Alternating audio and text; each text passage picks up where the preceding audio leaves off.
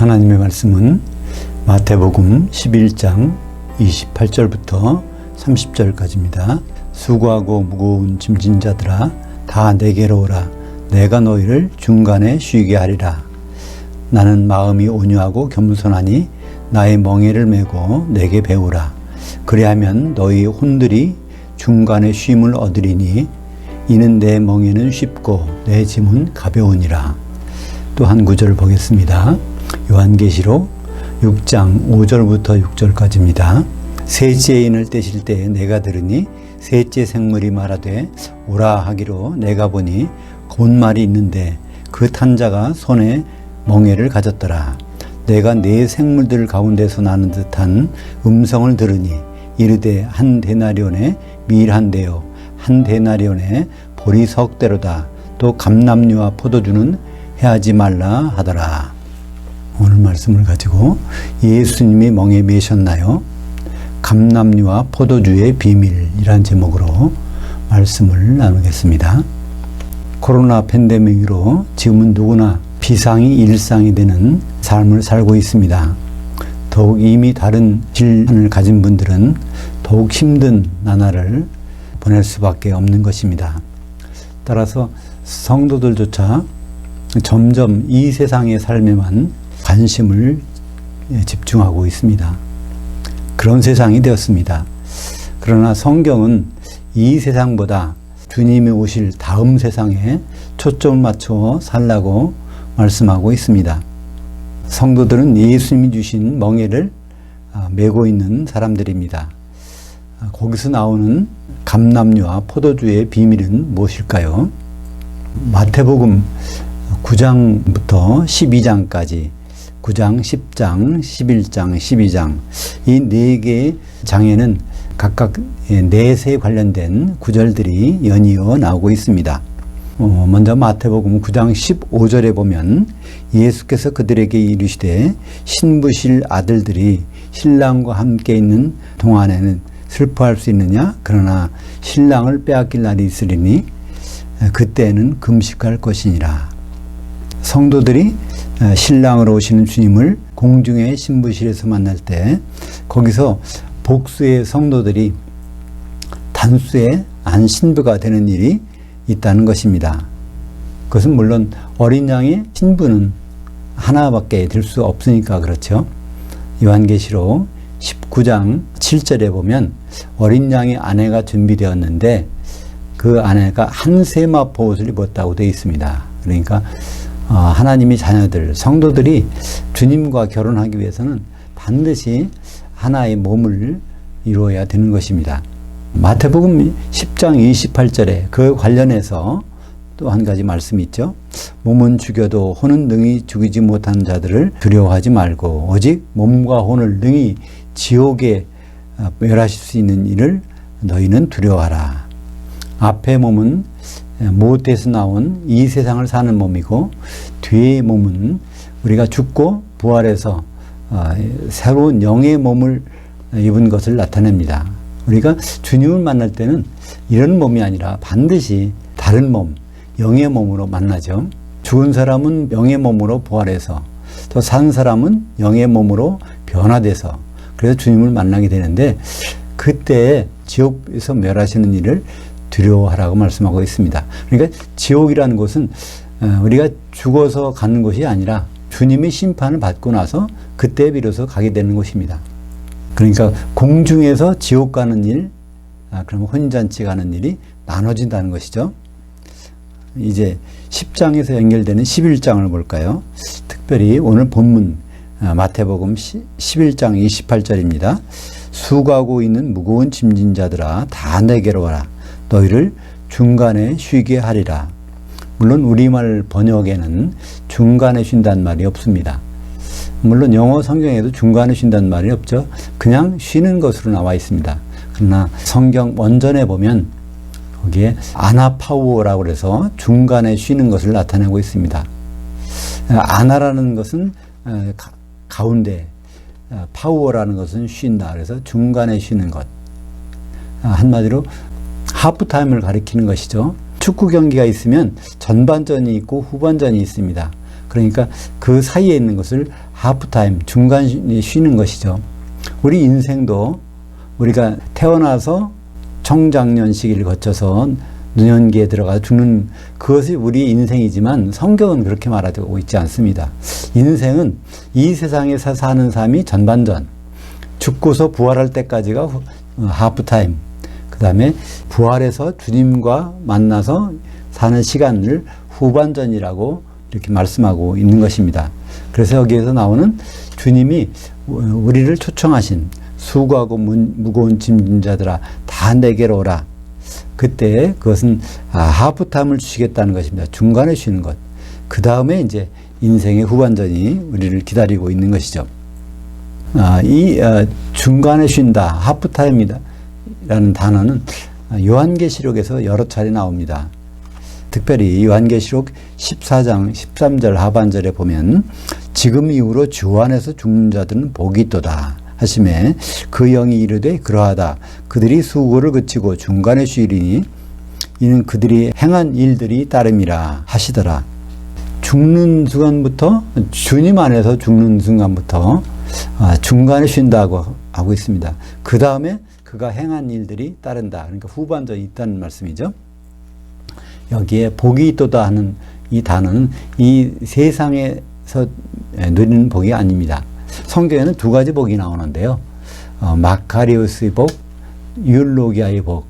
율로기아라는 것은 이 세상에서 형통한 복이죠. 그러나 마카리오스의 복은 좀 다른 뜻이 있습니다. 히브리 말로 아슈레이 복이라고 그러는데 아슈레이라는 것은 직선을 나타내는 복입니다. 둘 사이에 막힌담이 없다는 얘기죠. 만나서 영원히 같이 하는 복을 성경에서는 구약에서는 아슈레이 복, 신약에서는 마카리오스의 복. 그래서 여기서 주 안에서 죽는 자는 복이 있도다 하는 것은 이제 죽은 다음에 다시 부활해서 주님과 만나서 영원히 사는 복을 말하고 있는 것입니다. 이것이 바로 우리 인생이 끝날 때, 전반전이 끝날 때 하프타임이 있고 우리 죽음이 있고 그 다음에 부활에서부터 바로 복이 있는 생활, 그것은 바로 후반전 주님과 같이 사는 시간들. 그걸 한마디로 성경에서는 천년왕국이라고 그러죠. 우리말 번역에는 영원한 삶이라고, 영생이라고 돼 있는데 그것을 헬라어 원어로서는 상화라는 것, 사는 것은 조회, 그 다음에 영원하다고 우리말 번역된 것은 아이오니오스라고 해서 한 시대를 가리키는 말입니다. 이 시대가 끝난 다음에 다음 시대에 오는 한 시대의 삶이 바로 우리말 번역에는 영생으로 번역했는데 그것이 바로 주님과 더불어 천년 동안 왕노릇하는 천년왕국인 것입니다. 예수님이 우리에게 하프타임으로 초청하신 이유가 무엇일까요? 그것은 마태복음 본문 11장 29절부터 30절까지 나옵니다. 나는 마음이 온유하고 겸손하니 나의 멍에를 메고 내게 배우라. 그래야면 너희 혼들이 중간 쉼을 얻으리니 이는 내 멍에는 편하고 내 짐은 가벼움이니라. 예수님이 우리를 내게로 오라 부르신 목적이 있다는 것입니다. 그것은 멍에를 메도록, 예수님이 멍에를 메도록 했다는 것이죠. 그 멍에를 맨다면 우리가 죽고 나서 그러니까 중간 쉼, 죽고 부활할 때까지 그 쉼을 끝난 다음에 그다음에 새로운 세계가 펼쳐진다는 것입니다. 그 일을 하기 위해서 예수님이 멍에를 매라는 것이죠. 그러면 지금까지 마태복음 9장, 10장, 11장 우리는 9장에서 공중의 신부시를 보았습니다. 예수님이 오시면 공중으로 우리가 휴거돼서 그 신부실에 들어가서 하나님의 아들들이 한 신부가 되는 과정이 있는데 그때 거기서 신부가 못 되면 그 하나님의 아들들은 바로 성도들은 쫓겨나게 되는 것이죠. 신랑에서부터 쫓겨나는 것이 벌어집니다. 그것을 마태복음 10장에서 28절에 바로 지옥에 떨어진다고 말씀하고 있습니다. 우리가 영의 몸을 입고 주님 앞에 섰을 때 지옥에 떨어지는 일. 오늘 11장에서는 그러기 위해서 그 사태를 대비하기 위해서 우리는 예수님 멍에를 준비하고 계십니다. 지금 현재는 우리가 예수님 멍에를 지고 있는 상태입니다. 예수님 멍에가 11장에 나오는데 마태복음. 그러면 예수님 멍에를 지고서 나타나는 일. 예수님 멍에라는 것은 과연 무엇일까요? 우리가 마태복음 12장에 보면 힌트를 얻을 수 있습니다. 마태복음 12장 32절에 또 누구든지 말로 인자를 거역하면 사하심은 어때? 누구든지 말로 성령을 거역하면 이 세상과 오는 세상에서도 사하심을 얻지 못하리라. 예수님은 이 세상에 인자로 오셔서 계셨습니다. 근데 예수님은 지금 이제 여기 안 계시잖아요. 인자로 이제 죽고 부활하셔서 셋째 하늘로 올라가셨습니다. 예수님과 똑같은 보혜사로 오신 분이 바로 성령님이시죠. 성령님은 이 세상과 다음 세상에서 성령님의 일을 거역하면 사심이 없다는 것이죠. 그러니까 바로 성령님께서 하시는 일이 무엇인지를 우리는 생각할 수 있습니다. 바로 성도들이 이 세상에서 하는 일을 도우시는 분, 그분이 성령님의 역할입니다. 그러니까 멍에와 성령님은 어떤 연관 관계를 갖고 있다는 것을 우리는 여기서 알 수 있죠. 멍에라는 말은 소나 말에 어떤 기구를 씌워서 일을 하는 것입니다. 근데 우리가 보는 멍에는 바로 한 마리의 소나 말이 끄는 것이죠. 그렇지만 중동이나 서양에서의 그 멍에는 둘이 함께 끄는 것입니다. 그러니까 짐승이 공동 작업을 하는 것이죠. 거기에 필요한 기구가 이 멍에인 것입니다. 그러니까 예수님이 우리를 초청하신 이유는 공동 작업을 해서 예수님이 원하시는 일을 만들어내라는 것입니다. 그러면 예수님이 자신의 멍에를 주어서 우리에게 하도록 하시는 일은 무엇일까요? 예수님이 세우신 계획이 무엇인지를 우리는 알 필요가 있습니다. 그것이 마태복음 16장 18절에 있습니다. 또 내가 내게 이르노니 너는 베드로라. 내가 이 반석 위에 내 교회를 세우리니. 예수님이 교회 세우시겠다는 것이 예수님의 꿈이었고 포부였고 생각이었습니다. 근데 예수님이 그 교회를 세우는 것이 이제 마태복음 16장에 베드로의 고백 후에 나옵니다. 그래서 그 고백, 주는 그리스도시요 살아계신 하나님의 아들이십니다. 할 때 그 주는 그 그리스도라는 말을 쓰고 있습니다. 그러니까 십자가에서 죽으시고 그다음에 3일 만에 부활하실 그 그리스도. 그 말씀을 받아서 하신 말씀이 마태복음 16장 18절인데요. 너는 베드로라. 그러니까 베드로의 본명은 무엇입니까? 바요나 시모나. 그러니까 예수님이 말씀하셨죠. 너는 요나의 아들인데 바요나는 이제 바르라는 말은 누구의 아들이라는 뜻입니다. 그랬으니까 요나의 아들 시모나, 너는 내가 내 이름을 바꿔줄 텐데 너를 지금 이 시간부터 베드로라 하리라. 사실 이 말씀은 요한복음에서 1장에 벌써 나온 말씀이죠. 1장 41절과 42절에 보면 베드로가 예수님을 처음 만났을 때 거기서 하신 말씀이 요한의 아들 시몬아 내가 장차 베드로라 게바라 하리라. 그러니까 게바는 이제 아람어고 헬라어로는 이제 베드로죠. 그 말씀 하셨는데 그 순간이 이제 마태복음 16장에서 나오는 것입니다. 그때 요한복음에서는 요한의 아들이라고 그랬는데 그것은 번역이 잘못된 것입니다. 세례 요한의 제자인 바로 시몬아, 내가 너를 장차 내 이름을 바꿔주겠다. 베드로는 세례 요한의 제자였을 때 예수님 앞에 와서 이제 결국 베드로로 이름이 바꿔지는 것입니다. 시몬에서 베드로로. 그 베드로라는 뜻은 무엇일까요? 베드로는 반석이 아닙니다. 로마 카톨릭에서는 반석이라고 해서 베드로의 교회를 세우기 때문에 베드로가 초대교황이라고 하는데 그것은 얼토당토 않은 말씀입니다. 베드로라는 뜻은 원래 헬라어의 페트로스입니다. 페트로스는 반석의 조각입니다. 돌멩이나 반석 조각을 나타내는데 그러면 반석이란 말은 무엇일까요? 그것은 페트라라고 합니다. 오늘 마태복음 16장 18절에서 두 가지 헬라어 단어가 나옵니다. 페트로스와 페트라. 페트로스는 남성 명사, 페트라는 여성 명사. 그러니까 너는 페트로스인데 나는 페트라의 교회를 세우시겠다는 것입니다. 그 말은 무슨 뜻일까요? 페트로스들이 온전히 모인 12조각의 온전한 숫자인 12사도들 위에 그게 반석이 돼서 그 교회를 세우시겠다는 것입니다.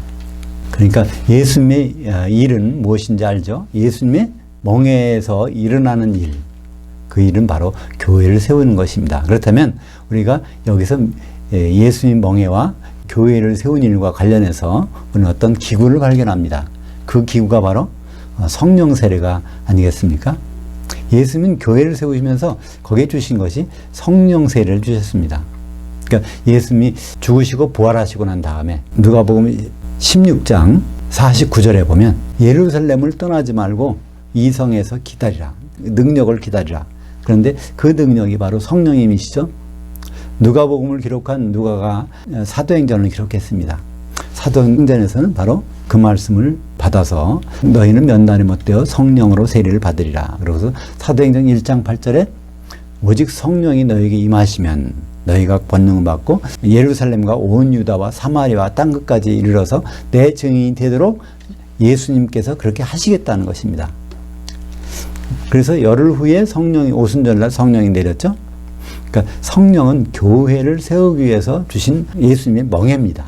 그러니까 예수님의 멍에 성령 세례를 받고 성령 세례 가운데서 우리가 세우는 것이 바로 교회인 것이죠. 이 멍에, 이 성령 세례는 요한계시록에서 발견됩니다. 요한계시록 6장 5절에 셋째 인을 떼실 때 내가 들으니 셋째 생물이 말하되 오라 하기로 내가 보니 검은 말이 있는데 그 탄 자가 손에 저울을 가졌더라. 여기에 저울이라고 번역되어 있습니다. 이 멍에라는 말은 헬라어로 쥐고스입니다.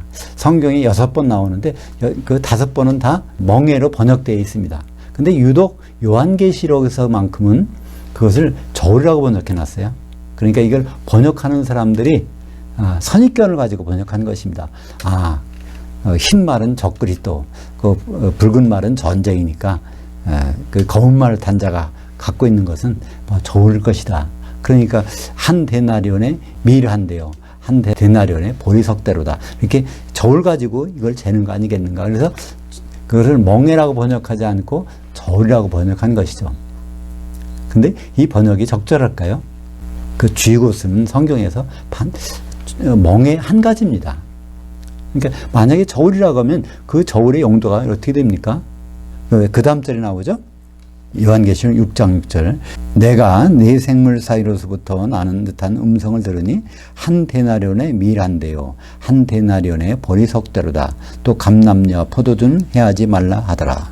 그럼 그 절이라고 하면 보리와 밀을 대는 것입니다. 보리와 밀은 되로 되잖아요. 되는 부피를 대는 계량 장치입니다. 계량 기구죠. 근데 저울은 이제 저울추를 가지고 무게를 재는 겁니다. 무게의 축이 어느 쪽으로 기울어지느냐에 따라서 그 무게를 재는 것이죠. 그러니까 이 보리와 밀을 재는 저울로서 이것은 합당하지 않은 것입니다. 그러니까 저울과 이 쥐고스는 관계가 없는 말이죠. 그래서 요한계시록에서도 이 쥐고스라는 것은 멍에로 번역되어야 합니다. 예수님의 그 일에 있어서 멍에라는 것은 아주 중요한 거 아닙니까? 성령 세례니까 성령에 잠겨서 우리가 하고 있는 일이 바로 예수님이 원하시는 일, 어린 양의 신부가 되는 일인데 그것이 엉뚱하게 기근을 나타내는 저울로 번역된다는 것은 참 이상한 일이죠. 바로 이 요한계시록에서 보리나 밀, 감람류와 포도주 이것은 뭘 나타내는 것일까요? 이것은 저울로 재는 것이 아니라 바로 멍에 가운데에서 예수님의 몸을 이루는 가운데서 또 성령 세례 가운데서 각 성도들이 이루어지는 어떤 모습을 나타내고 있습니다. 그것이 요한계시록 18장에 보면 큰 성 바벨론에 있는 상품들, 거기에 있는 성도들의 각각 신앙 상태를 나타내는 말들이 나옵니다. 요한계시록 18장 13절에 보면 계피와 향료와 향과 향유와 유향과 포도주와 감람류와 고운 밀가루와 밀이요 소와 양과 수레와 종들과 사람의 혼들이라. 곧 이런 것들은 사람의 혼을 이렇게 표현한 것입니다. 성도들의 모습을 이렇게 표현한 것이죠.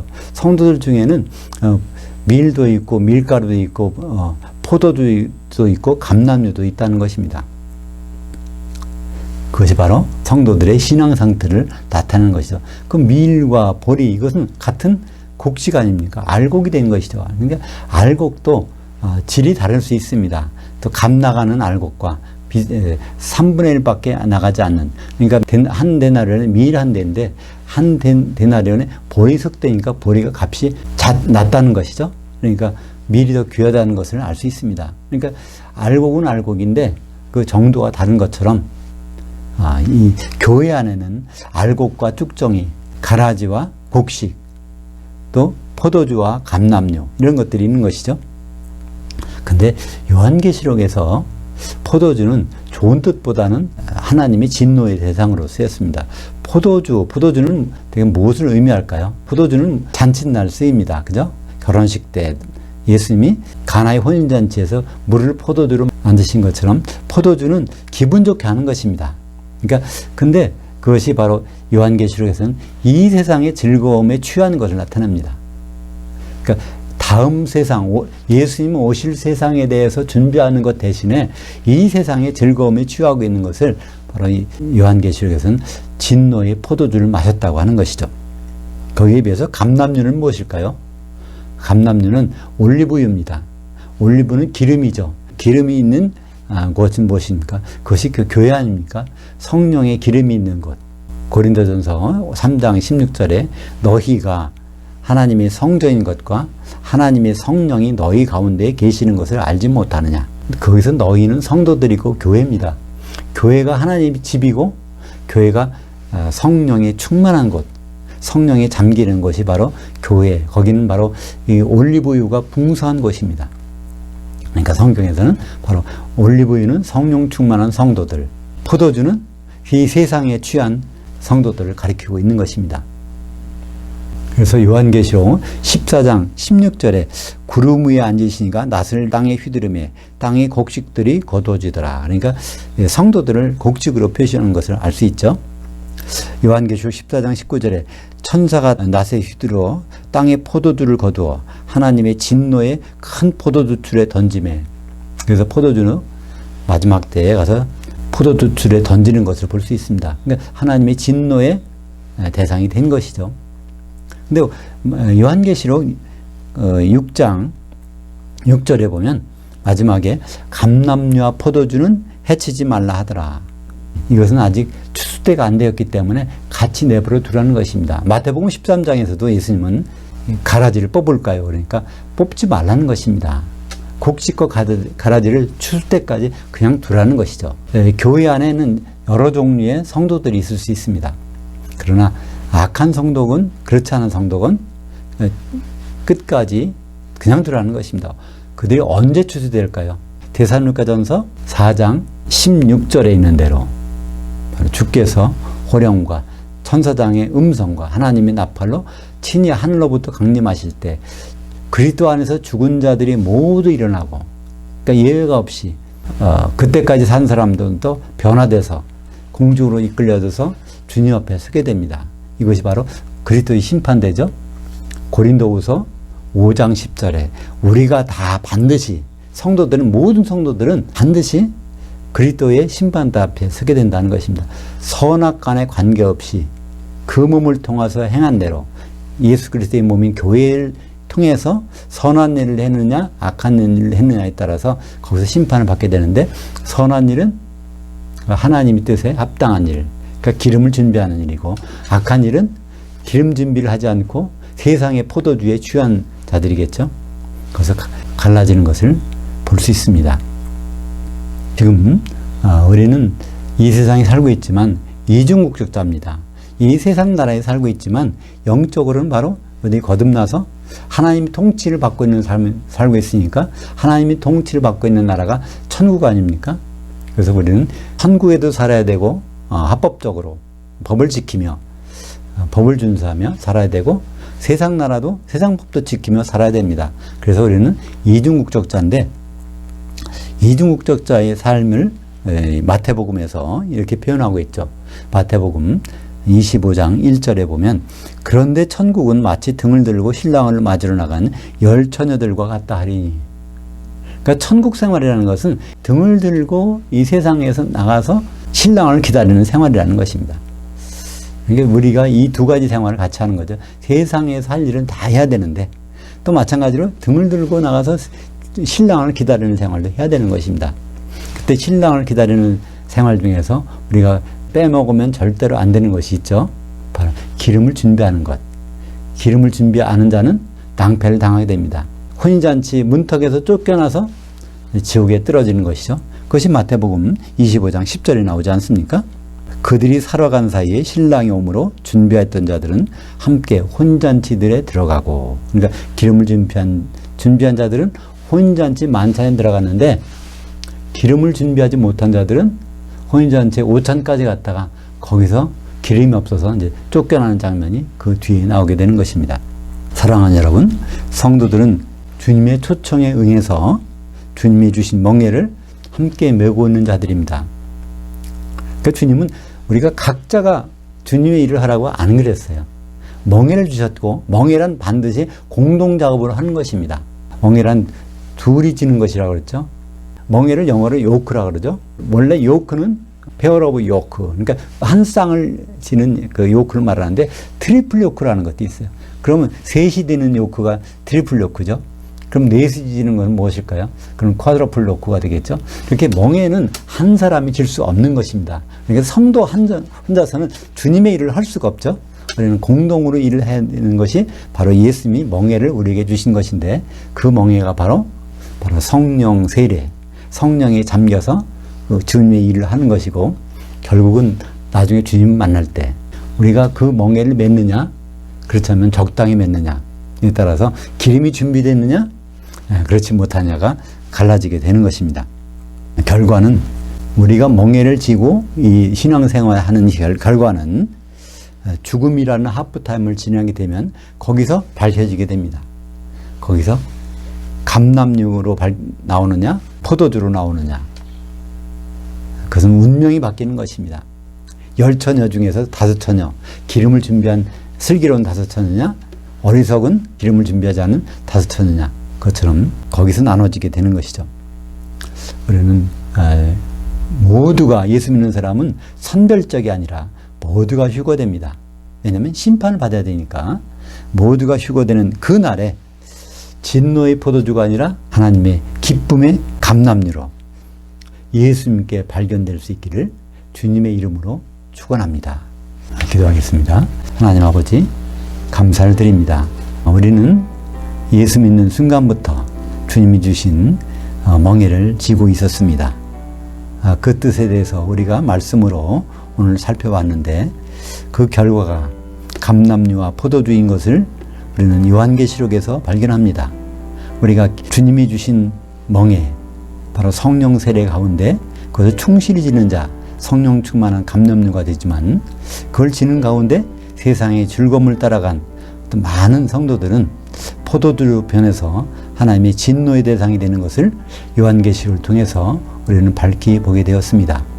우리가 코로나 팬데믹으로 이 어려운 시대에 살고 있지만, 우리가 이 세상의 모든 것을 집중할 것이 아니라 주님이 우리에게 맡겨주신 멍에, 그 멍에에서 우리가 준비할 것을 성실히 준비하고 있는지를 날마다 점검할 수 있도록 인도하여 주시옵소서. 예수님 이름으로 기도합니다. 아멘.